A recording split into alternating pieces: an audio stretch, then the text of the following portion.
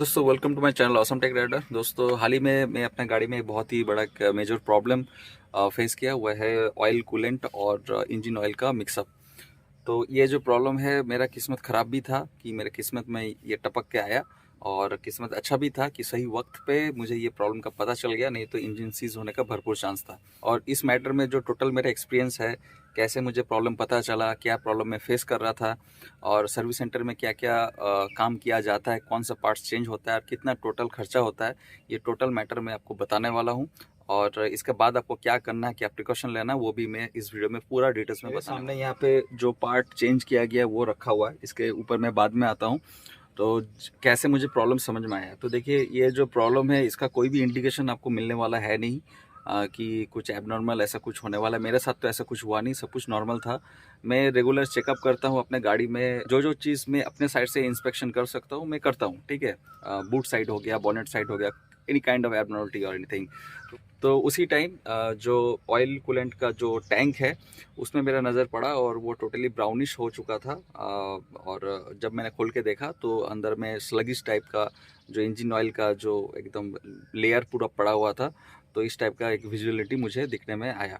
तो एक छोटा सा क्लिप है जो मैं साइड में प्ले कर रहा हूँ, आप वहाँ पे देख सकते हैं कि क्या लुक उसका था।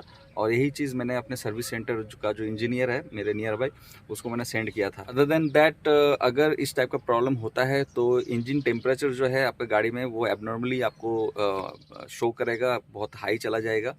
तो अगर ऐसा कुछ इंडिकेशन आपको मिल रहा है तो आप तुरंत इस चीज़ को इंस्पेक्ट कीजिए कि कहीं ऑयल कूलेंट और इंजन ऑयल मिक्सअप तो नहीं हो रहा है। तो आप बात करते हैं कि ये प्रॉब्लम क्यों हुआ।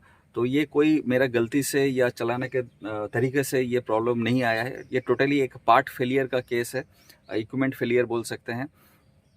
तो मैं हाईली रिकमेंड करूँगा कि अगर आप नया गाड़ी परचेस कर रहे हैं तो आप एक्सटेंडेड वारंटी को ज़रूर आप ले लें, क्योंकि ये मेरा पर्सनल एक्सपीरियंस है। अगर मैं एक्सटेंडेड वारंटी रहता तो इतना बड़ा खर्चा मेरे साथ तो नहीं होता। तो ये दो पार्ट यहाँ पे हो गया और एक पार्ट यहाँ पे, ये तीन पार्ट गाड़ी में टोटल चेंज हुआ। तो इसे कहते हैं थर्मोस्टेट हाउसिंग, ठीक है। और इसे कहते हैं जो मेन जो पार्ट जो फेल किया, जिसके लिए ये प्रॉब्लम हुआ, वो है ऑयल कूलर असेंबली या ऑयल कूलर, ठीक है। ये एक डिवाइस है। तो तीनों का काम मैं आपको समझाता हूँ। और थर्ड वाला है ये oil sorry coolant tank. Coolant tank change आपको इसलिए करना पड़ेगा क्योंकि अंदर में जो इंजन ऑयल जो भर जाता है उसको क्लीन करना, टोटली क्लीन करना इम्पॉसिबल है, चिपका हुआ रहेगा, तो फिर से उसको आप रीयूज़ नहीं कर सकते। तो इसीलिए आपको ये पार्ट को चेंज करना है, नहीं इसमें कोई गड़बड़ी रहता नहीं है, ठीक है। अगर इनकेस आप डीजल वॉश करके इसको बढ़िया से क्लीन करके रख सकते हैं अपने पास तो बेटर है, नहीं तो कोई उसका कोई काम नहीं है। मेन अब जो आते हैं कि ये वाला जो ऑयल कूलर है इसके ऊपर, तो मेरे यहाँ पे जो सर्विस इंजीनियर है काफ़ी अच्छे से मुझे समझाया कि इसका फंक्शन कैसा ये काम करता है। तो वो एक वीडियो बना के मुझे भेजे थे, जो मैं यहाँ पे एक ऐड कर रहा हूँ यहाँ पे उनको क्रेडिट देने के लिए। तो वो बंगाली लैंग्वेज में है, तो एक सुन लीजिए, मैं भी आपको एक्सप्लेन कर दूंगा। এবার এইটা অয়েল কুলার, ঠিক আছে? এই মোবিলের ইনলেট, এটা মোবিলের আউটলেট। এইটা হচ্ছে কুলান্টের লাইন। কুলান্টের লাইন ঢুকে এর ভেতরে এই দিক দিয়ে বেরোয়, ঠিক আছে? তো এই কুলানটা, এই যে মোবিলটা ভেতরে থাকবে, এই মোবিলটাকে ঠান্ডা করার জন্য ইউজ হয়। তার মানে এর ভেতরে কুলান্টের লাইন আর মোবিলের লাইন দুটো আছে। এর মাঝখানটা কেটে যায়। মাঝখানটা কাটলে তখন কুলান্ট আর মোবিল মিশ্রিত হয়। মিশে গেলে এই যে ডিব্বাটা, এই যে হলুদ দেখছো, যেটা তুমি পাঠিয়েছিলে আমাকে ভিডিও, আর এই যে এই কাদা কাদা হয়ে যায় না, এই মোবিল আর কুলান্ট মিশে গেছে, এরকম হয়ে যায়। প্রবলেম থাকে এইটার মধ্যে। এটাকে হলো অয়েল কুলার। এই দেখো, এইটা হচ্ছে ট্যাগ ফটো, এই অয়েল কুলার, এটাই প্রবলেম। तो सेम चीज़ को मैं थोड़ा हिंदी में एक्सप्लेन कर देता हूँ। तो ये बेसिकली ऑयल कूलेंट का ये डिवाइस है। तो यहाँ पे आपका जो कूलेंट है उसका यहाँ पे इनलेट है, ठीक है, और ये कूलेंट का आउटलेट है। और ये इंजन ऑयल का इनलेट है और ये इंजन ऑयल का आउटलेट है। तो इसका मेनली फंक्शन है, ये अंदर में इसका डिज़ाइन इस तरह से किया गया है कि अंदर में कूलेंट फिन्स टाइप का किया हुआ है, ठीक है, स्लॉटिंग टाइप का किया हुआ है। यहाँ से जब हॉट इंजन ऑयल पास होता है तो अंदर में कूल होके यहाँ से ठंडा होके निकलता है, तो इसका फंक्शन यही है। तो अंदर में जो स्लॉटिंग किया हुआ है वहाँ पे प्रॉब्लम आता है कि जगह जगह में कट जाता है, या सिंगल जगह भी अगर कट जाता है तो वहाँ से आपका ऑयल और कूलेंट का मिक्सअप हो जाता है और ये प्रॉब्लम रेज अप होता है। अब इसके साथ थर्मोकपल का जो हाउसिंग है ये भी आपको चेंज करना है, क्योंकि ये एक वाल्व ऑपरेशन है। टेम्परेचर के साथ वाल्व ओपनिंग का इसका रिलेशन है। तो अंदर में ये स्लगिश फॉर्मेशन अगर जब हो जाता है, अगर कहीं पे फंसता है वाल्व ऑपरेट ठीक से नहीं होता है, तब आपका जो रेडिएटर है वहाँ पे आपका ठीक से ये कूलेंट जो पास आउट नहीं होगा और फिर इंजन हीटिंग का इशू आएगा। इसके लिए इस हाउसिंग को भी, थर्मोस्टेट को भी आपको चेंज करना ही होगा। तो पैकेट में जैसे थर्मोस्टेट का प्राइस यहाँ पे 2048 है, यहाँ पे जो कूलर असेंबली है यहाँ पे प्राइस 3196 यहाँ पे है, देख सकते हैं। और जो कूलेंट टैंक है उसका प्राइस 2655 है। ये तीन चीज़ को छोड़ के और भी जो आपका एडिशनल जो चार्जेस होते हैं कि आपको फिर से ऑयल कूलेंट आपको यूज़ करना पड़ेगा, तो उसका चार्ज इंक्लूड किया जाता है। और इंजन ऑयल का जो चार्ज है वो आपको इंक्लूड किया जाता है, और सर्विस चार्ज। तो ये कुल मिला के जो चार्जेस जो हैं अराउंड 15,000 आ जाएगा आपका।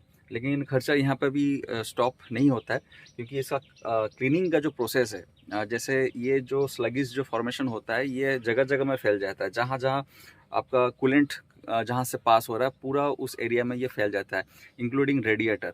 तो अगर किस्मत आपका बहुत ज़्यादा ख़राब है, ये रेडिएटर ऐसा चोक हो गया कि वो क्लीन ठीक से नहीं हो पा रहा है, तो रेडिएटर भी आपका चेंज होगा और वो भी और खर्चा आपका बढ़ जाएगा। तो मेरे केस में रेडिएटर क्लीन हो गया था, इसीलिए कोई खर्चा रेडिएटर में मेरा नहीं हुआ है।